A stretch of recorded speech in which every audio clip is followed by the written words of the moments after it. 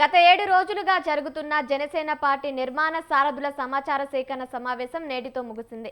ఏలూరు పార్లమెంటులో 2215 దరఖాస్తులు వచ్చాయని, పదవులు ఎన్ని అనేది పార్టీ అధిష్టానం నిర్ణయిస్తుందని ఏలూరు పార్లమెంటు జనసేన పరిశీలకులు ఎమ్మెల్యే బత్తుల బాలరామకృష్ణ అన్నారు. పార్టీకి నీతి నిజాయితీ నిబద్ధతతో పనిచేసే వారిని అధిష్టానం గుర్తిస్తుందని తెలిపారు. జనసేన స్థాపించినప్పటి నుంచి కష్టపడే నాయకత్వాన్ని ఇంకా బలోపేతం చేయడం కోసం క్షేత్రస్థాయిలో పరిశీలించి ప్రోత్సహిస్తున్నారని ఎమ్మెల్యే సిరి బాలరాజు అన్నారు.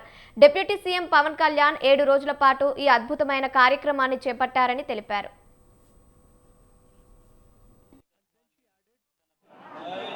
ఉప ముఖ్యమంత్రి వర్యులకి ప్రత్యేకించి ధన్యవాదాలు తెలియజేస్తున్నాం.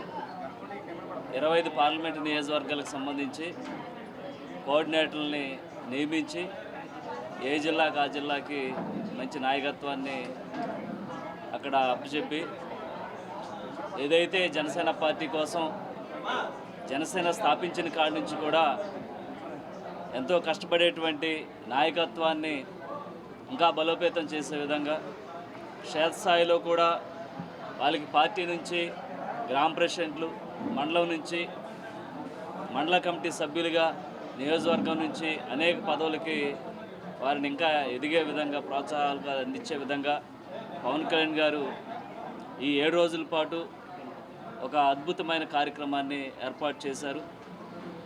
ఆ ఏలూరు పార్లమెంటుకు సంబంధించి బత్తుల బలరామకృష్ణ గారిని కోఆర్డినేటర్గా నియమించి జనసేన పార్టీ అధ్యక్షులు ఉప ముఖ్యమంత్రి వర్యులకి ప్రత్యేకించి ధన్యవాదాలు తెలియజేస్తున్నాం. 25